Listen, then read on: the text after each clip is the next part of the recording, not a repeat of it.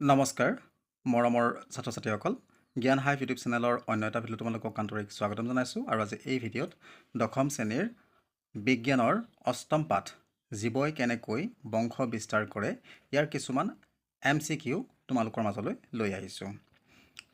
1 নম্বৰতে আছে তলত উল্লেখ কৰা কোনবিধ হৰম'ন পিউবাৰ্টিৰ সময়ত ল'ৰাৰ দৈহিক পৰিৱৰ্তনৰ লগত জড়িত।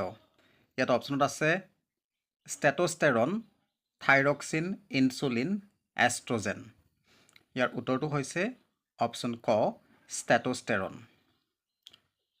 2 নম্বৰ প্ৰশ্নত আছে তলত উল্লেখ কৰা কোনবিধ হৰম'ন পিউবাৰ্টিৰ সময়ত ছোৱালীৰ দৈহিক পৰিৱৰ্তনৰ লগত জড়িত। ক নম্বৰত আছে বৃদ্ধি হৰম'ন এষ্ট্ৰজেন, ষ্টেটোষ্টেৰন, ইনচুলিন। তো ইয়াৰ উত্তৰটো হৈছে অপশ্যন খ এষ্ট্ৰজেন। 3 নম্বৰত আছে তলত উল্লেখ কৰা কোনটো মানুহৰ পুংজননতন্ত্ৰৰ এটা অংশ নহয়। মূত্ৰপথ, প্ৰষ্টেট গ্ৰন্থি, শুক্ৰবাহী নলী, ফেলোপিয়ান নলী। তো ইয়াৰ উত্তৰটো হৈছে অপশ্যন ঘ ফেলোপিয়ান নলী। 4 নম্বৰ প্ৰশ্নটো আছে তলৰ কোনটো অংশ মানুহৰ স্ত্ৰী জনন কোষ গঠিত হয়। যোনি, ডিম্ববাহী নলী, ডিম্বাশয়, জৰায়ু। ইয়াৰ উত্তৰটো হৈছে অপশ্যন ক।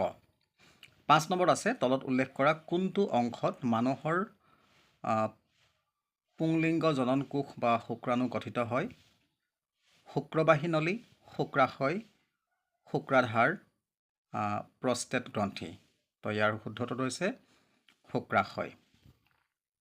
6 নম্বৰত আছে প্লেচেণ্টাই মাতৃগৰ্ভত ভ্ৰূণ এটাৰ কোনটো প্ৰক্ৰিয়াত সহায় কৰে। পৰিপুষ্টি, ৰেচন, শ্বসন, ওপৰৰ আটাইকেইটা। তো ইয়াৰ উত্তৰটো হৈছে অপশ্যন ঘ ওপৰৰ আটাইকেইটা। 7 নম্বৰত আছে তলত উল্লেখ কৰা কোনটো জীৱত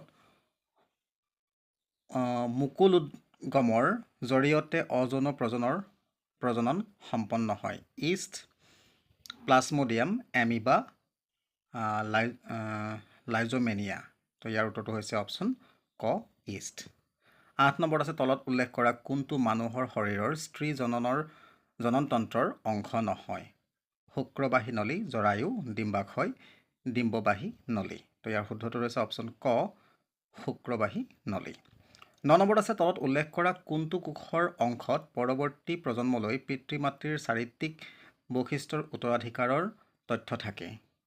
কোষ কেন্দ্ৰ, কোষ প্ৰৰশ, ক্ৰমোজম, অতিকেন্দ্ৰ। ইয়াৰ উত্তৰটো হৈছে ক্ৰমোজম।